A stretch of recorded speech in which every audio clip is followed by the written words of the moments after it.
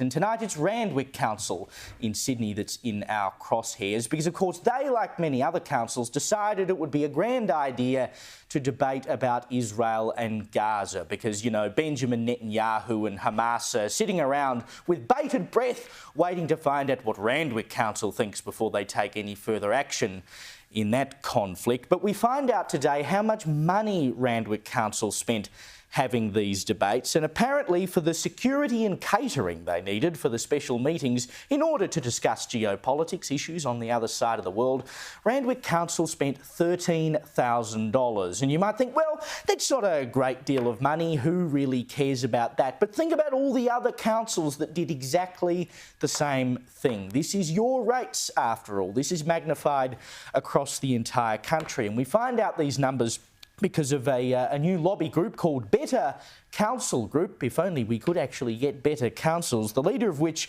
Sophie Calland, is now campaigning to get rid of the Greens in Randwick. She says it suits the Greens' agenda to continuously distract voters when presented with the facts of their performance in these roles. Let's talk about all the things that councils can't have any effect on, like war in Gaza, for instance. But it's not just the $13,000 they spent staging these meetings.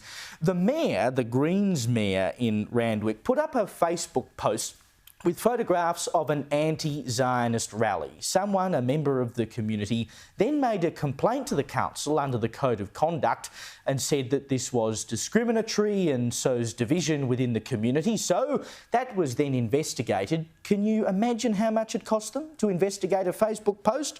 $34,500 to be precise. The complaint said the posting of these images may be construed as intimidation, harassment, defamatory, threatening and discriminatory to our community, which includes 2 Jewish day schools and 2 synagogues. I mean, what better for councils to get up to? Debating these issues that they have no effect over, Liz, and then spending tens of thousands of dollars investigating complaints about Facebook posts. It's business as usual for councils. Like you say, this is just one council. How many of them have taken upon themselves to venture into geopolitics and who should be blowing up who shouldn't be, whose side are we on, instead of roads, rates and rubbish? For crying out loud. I love the idea of this Better Councils campaign.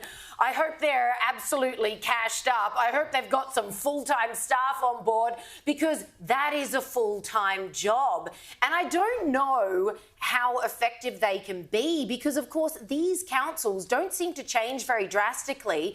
Come each election, you hope for drastic change, except for this year, of course. Nobody's hoping for drastic change because the vast majority of the Libs didn't even get their bleeding applications in.